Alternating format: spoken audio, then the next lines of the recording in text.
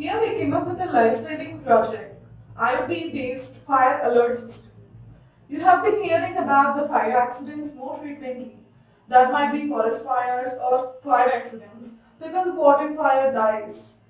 One of the reasons is lack of alertness. In order to overcome this, we have developed IoT-based fire alert system, which alerts you through IoT no matter wherever you are.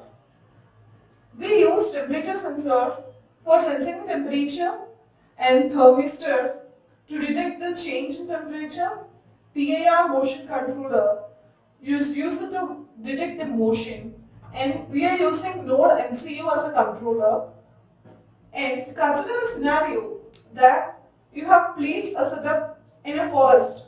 Suddenly this setup reports you on a regular basis that if a forest catches a fire, thermistor detects the change and sends information to the controller.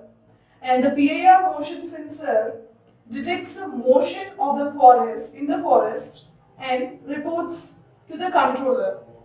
And this temperature continuously senses the temperature and sends to the controller.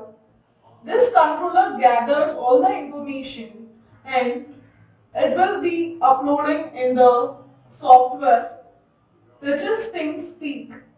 So the forest officer or an authorized person becomes alert and take necessary action to prevent it. This is how this R project alerts the particular authorized person in order to prevent it. Now let's see how it works.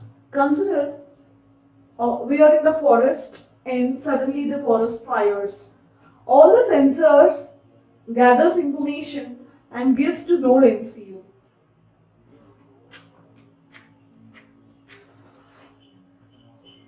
If the forest fires, there will be change in temperature.